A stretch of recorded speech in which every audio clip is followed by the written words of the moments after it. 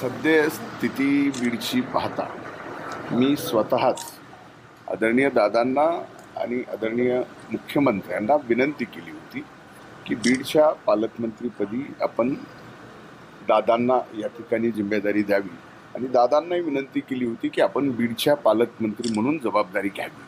म्हणजे एकूणच पुणे जिल्ह्याचा तसा विकास झाला आहे तसा बीडचाही या ठिकाणी दादांकडे जबाबदारी असल्यामुळे उपमुख्यमंत्री असल्यामुळे अधिकचा होईल ही एक भावना. आणि सध्याची जी परिस्थिती आहे त्या परिस्थितीमध्ये आपण ही जबाबदारी घेतली नाही पाहिजे, ती दादांकडे दिली. स्थानिक नेते जे आहेत महायुती किंवा महाविकास आघाडीचे बदल झाला पाहिजे असं प्रफुल्ल पटेल देखील म्हणाले, छगन भुजबळ देखील म्हणाले.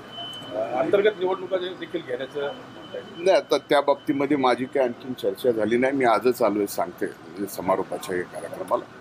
त्या बाबतीत सर्वांशी चर्चा करूनच मला बोलता. स्थानिक नेते जे आहेत बीड जिल्ह्यातील महायुती असतील किंवा महाविकास आघाडी यांनी कुठेतरी मागणी लावून धरली होती की मुंडेंना पालकमंत्रीपद एक घ्या. त्यांची मागणी काय असावी त्याच्यापेक्षा माझी स्वतःची भावना ही पक्षाच्या प्रती आपण काय व्यक्त केली पाहिजे आणि सध्या परिस्थितीत आपण स्वतः काय निर्णय घेतला पाहिजे हे या ठिकाणी मी स्वतः म्हणून विनंती केली आमच्या पक्षाला आणि पक्ष नेतृत्वाला की या जिल्ह्याच्या पालकमंत्र्याची जबाबदारी आपण घ्यावी. तुमच्यावर ज्या पद्धतीने तुमच्यावरती आरोप होत आहे कसं तुम्ही एक लक्षात घ्या, विषय जे आरोप आहेत ज्या आरोपाच्या बाबतीत ते एक तरी आरोप त्यांनी खरा करून दाखवावा.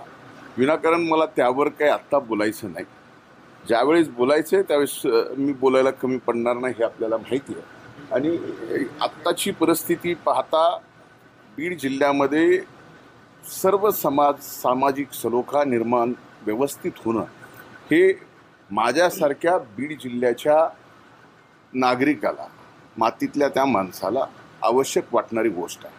आणि माझी एवढीच विनंती आहे सर्वांनाच की ठीक आहे, मला बदनाम करायचं आहे करा, आणखीन कोणाला बदनाम करायचं आहे करा, पण कृपा करून माझ्या बीड जिल्ह्याला बीड जिल्ह्याच्या मातीला द्वादश पंचम स्थान असलेलं 12 ज्योतिर्लिंगापैकी 5वं स्थान हे वैद्यनाथाचं आहे. त्या वैद्यनाथ नगरीला बदनाम करू नका हीच माझी या निमित्तानं विनंती. तुमचे आणि वाल्मिक कराड यांचे आर्थिक संबंध असल्याचा देखील आरोप विरोधकांकडून हे सगळं खोटं आहे.